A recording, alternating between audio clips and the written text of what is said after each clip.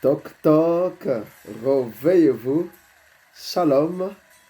Nous sommes hymne spirituel matinal. Eh bien, merci de nous recevoir encore une fois chez vous au travers de cette vidéo. Ensemble, qu'est-ce que nous voulons faire? On peut le dire ensemble. Hisser les drapeaux, Jésus-Christ. Waouh, waouh, waouh, waouh. Nouveau jour, nouvelle vie, nouvelles opportunités.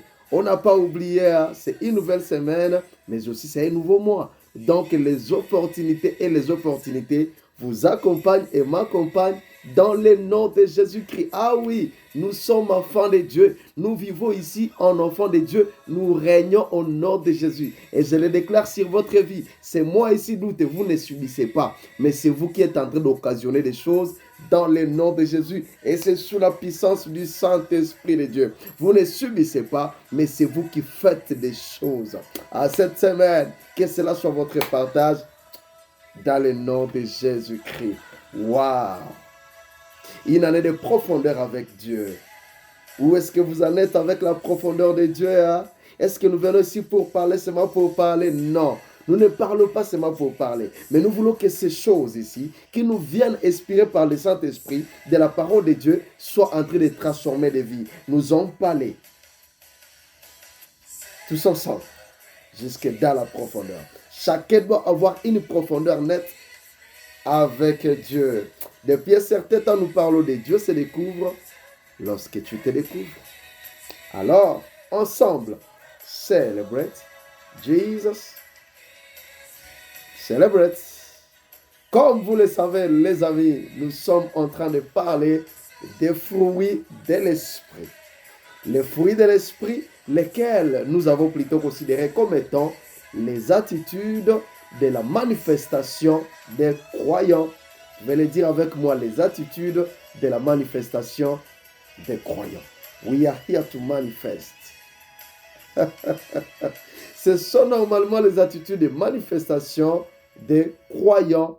Est-ce que nous sommes d'accord? Est-ce que nous pouvons évoluer ensemble? Et tu vois en train de vous manifester? Si oui, comment alors?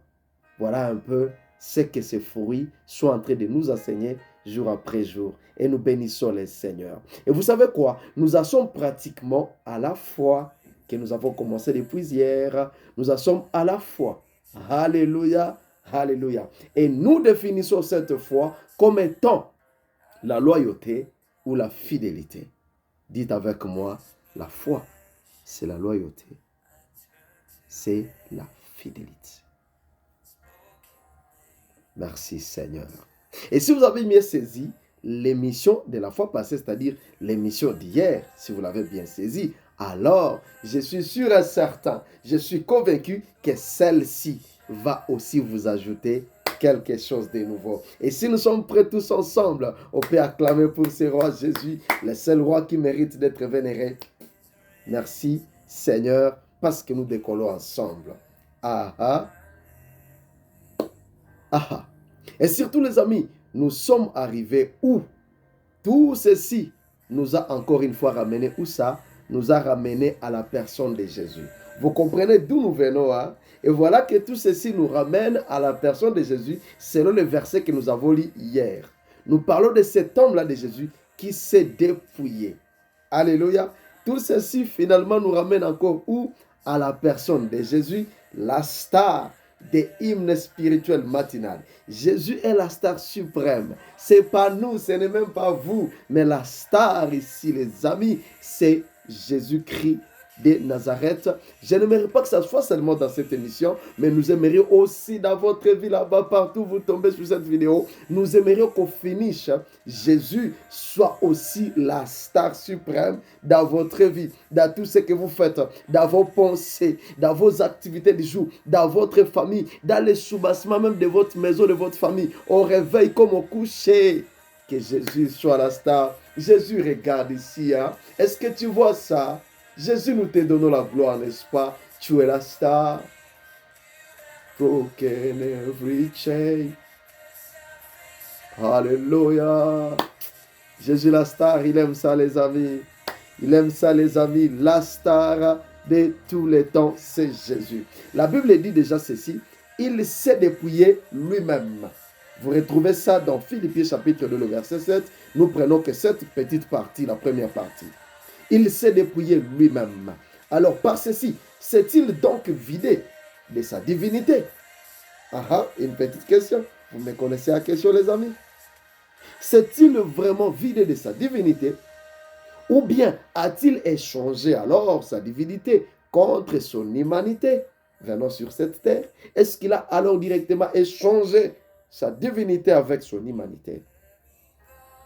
Eh bien, mes amis, la réponse c'est non.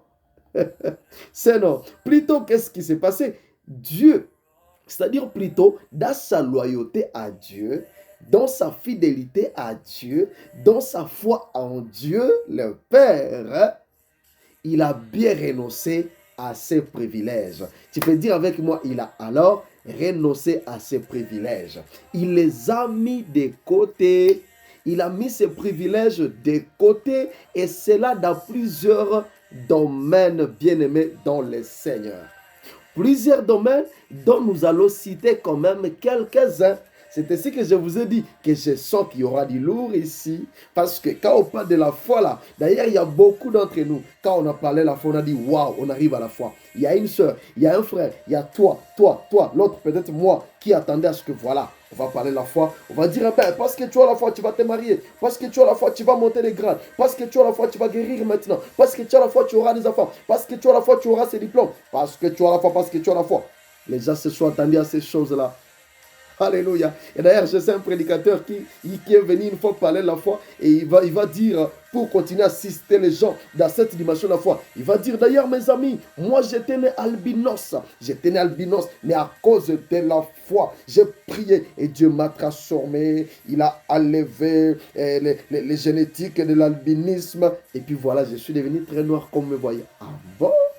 Mais ça c'est très fort d'un cher prédicateur. Alléluia. Vous savez, il y a d'autres choses juste pour attirer les ascensions des gens. Alléluia. Et qu'est-ce que vous essayez de dire à cet homme de Dieu apôtre qui lui est albinos jusqu'à aujourd'hui? C'est-à-dire, vous êtes en train de cracher sur lui quand même. Hein? Non, ça ce sont des messages séparatistes, c'est pas comme ça. C'est-à-dire, soyons quand même intelligents. Je l'ai toujours dit ici, soyons quand même intelligents et sages. L'église, les croyants ne sont pas des bourriques. On ne doit pas former une équipe de bourriques. Alléluia. Il y a quand même des dimensions où il faut réfléchir. Alléluia. Il dit, j'étais né albinos jusqu'à l'âge de 20 ans. Mais quand j'ai commencé à prier, paf, je suis entré à jeûne avec foi. Et puis je me suis réveillé. L'albinisme est parti. Ça ne concernait que celui-là. Mais alors, beaucoup de gens s'attendaient à ce que nous venions parler de la foi dans cette dimension, dans ce sens-là. On va venir parler des choses. On va venir parler de ces choses ici. Non. Mais voilà, nous sommes en train de voir qu'est-ce que la foi. Alléluia. Au nom de la foi, Jésus s'est dépouillé lui-même. Il s'est dépouillé lui-même et nous venons de dire que cela signifie qu'il a bien renoncé à ses privilèges, il les a mis de côté. Alléluia. J'aimerais dire à quelqu'un ici qui se sent tellement vivant. Il y a une soeur qui se sent tellement vivante. Il y a un frère qui se sent tellement existant par soi-même. Tu te sens tellement exister par toi-même. J'aimerais te dire que la loyauté, la foi ou la loyauté nous exige un renoncement. Être très vivant signifie quoi? C'est-à-dire vous vous sentez très fort, suffisant de vous-même. Vous vous sentez tellement belle de vous-même. Vous vous sentez tellement intelligent et sage. Tu te sens tellement existant, tu dis, ah ben moi, en tout cas j'existe. Quand tu te regardes, tu as des véhicules, tu as des maisons, tu existes tellement. Tu es tellement vivant, c'est-à-dire cette partie de l'âme-là, non, quand tu te regardes, tu dis, ah ben non, en tout cas je suis arrivé. J'aimerais dire à quelqu'un ici, ce message n'est pas seulement aux croyants, même les non-croyants où vous êtes là, ces choses, ça touche la vie les amis. Alléluia. Quelqu'un qui se sent tellement exister ici, je suis venu dire à quelqu'un que la foi ou la loyauté nous exige un renoncement. Et surtout que cette foi doit être orientée en Christ. Alléluia. Alors, lorsque vous vous sentez tellement exister, Qu'est-ce que je peux donner comme exemple ici? Il y a les gens, ils négligent tous les papas du quartier parce qu'il a construit une clôture, il ne manque de rien dans sa parcelle, il a 6 véhicules, il a envoyé ses enfants en Europe pour aller étudier, moi j'ai des jupes, moi j'ai des comptes à banque, vous vous sentez exister. C'est à peu près comme une soeur, j'aime voir ça dans les milieux des soeurs, je répète souvent cet exemple ici. Une soeur qui est en train de parler, vous savez pas, hein, moi tout ça, vous savez pas, chez nous il n'y a que des belles filles. On peut citer aussi de belles filles chez vous là? Non, regardez-nous bien. Une sœur qui se sent tellement vivre, tellement vivante, tellement existante, et elle est même au point de dire, vous savez pas là où on a enterré mon ombril, moi. Vous me connaissez? Moi, je suis danger. Vous savez pas là où on a enterré mon ombril. Je vais vous montrer. Vous allez nous montrer. D'ailleurs, le fait que votre nombril a été enterré, cela vous ramène à la... Comment? Qu'est-ce que je peux dire? Le fait que votre nombril a été enterré, cela vous ramène aussi à l'humanité comme tout le monde. C'est-à-dire, ça fait de vous aussi une faible créature comme tout le monde. Alléluia. Je voulais parler de la vulnérabilité. Le fait que votre nombril, vous ne l'avez pas avec vous, vous l'avez pris sur vous, a été coupé et enterré quelque part, cela vous ramène à la vulnérabilité. D'ailleurs, quand vous citez ça, moi, quand je vous regarde, je dis, vous regardez, moi, c'est ignorant. Alléluia. Parce que vous auriez au moins empêché que votre nombril soit alors coupé. Vous seriez en train de vous trimballer avec, comme ça vous trimballez avec du sang. Vous dites, bon, moi j'ai refusé que le docteur puisse couper cet nombril-là. Voici, je me promène avec. Donc je suis danger. Je ne suis pas comme vous. Vous auriez empêché, ou bien même si le docteur avait coupé, la partie là qui reste, vous auriez empêché que ça puisse se détacher de vous. Comme ça, quand vous discutez comme ça, pour vous montrer que vous êtes tellement existante, vous montrez ça, vous dites, regardez, moi j'ai mon nombril ici qui est séché. Mais on l'a enterré. Et qui vous dit que pour moi aussi on n'a pas enterré?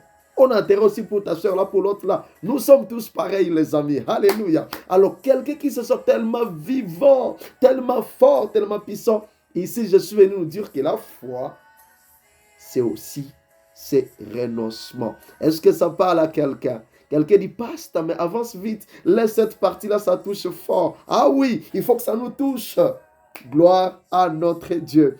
Alléluia. C'est un renoncement, surtout que c'est en Christ que cela doit être orienté. Et j'aimerais vous dire que lorsqu'il y a un renoncement, je suis en train de parler d'un renoncement, de cette vivacité de plus, cette beauté de plus, cette fierté de plus, cet orgueil-là de plus, cette estime de soi de plus. Alors, lorsque vous renoncez à ces choses, les amis, vous savez quoi? Vous ne perdez rien. Lorsque vous renoncez de toutes ces choses, vous ne perdrez rien. Il y a un certain prédicateur qui m'a béni un jour et qui a écrit dans son livre, il a dit, dans ma vie, j'ai reçu et j'ai perdu beaucoup de choses. Mais tout ce que j'ai remis entre les mains de Dieu, je les ai tous récupérés. Alléluia. Tout ce que j'ai remis entre les mains de Dieu, j'ai fini par tout reprendre. Est-ce que ça bénit quelqu'un là dehors? Gloire à Jésus.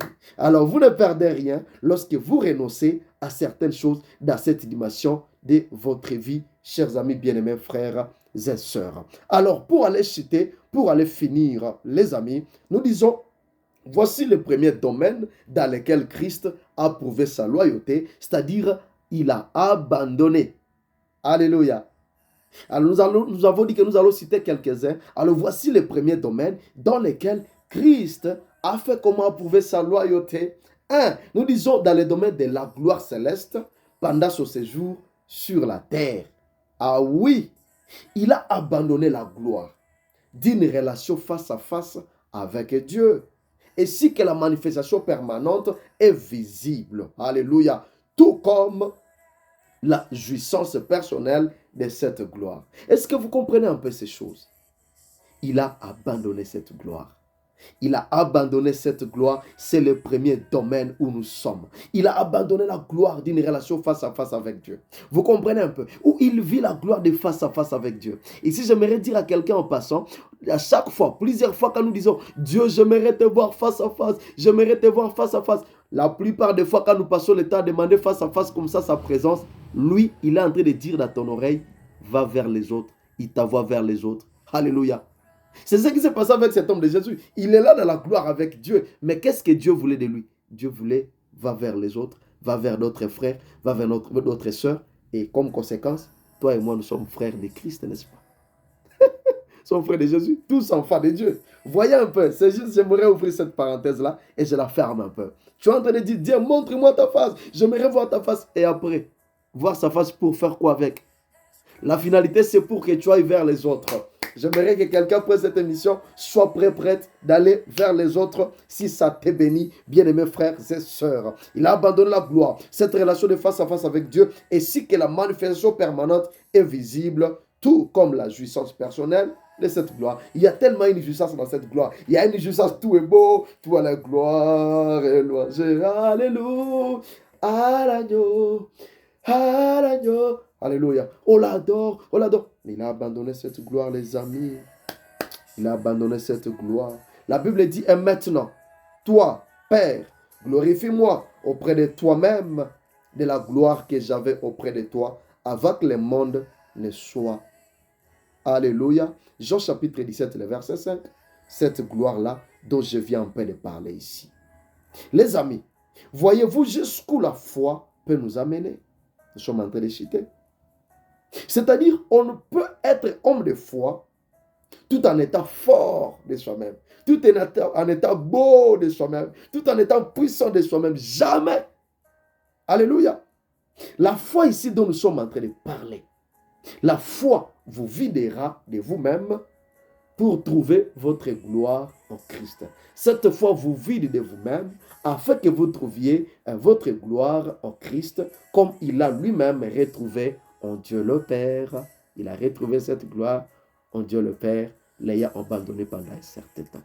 Je vais dire à quelqu'un qui se sent dépouillé, il dit, je suis fatigué de cette foi. Quelqu'un qui dit, comme si je suis humilié. Tu n'es pas humilié. Si tu es dans la foi sincère, l'Éternel Dieu est avec toi et tu ne perds rien au nom de Jésus-Christ. Ce matin, je prie au nom de Jésus que ta foi ne puisse pas vaciller et que ta foi ne puisse pas être mêlée avec beaucoup d'autres choses. Pratique vraiment la foi, car c'est la vraie foi ici qui consiste à la fidélité, à la loyauté et à abandonner certaines choses de soi,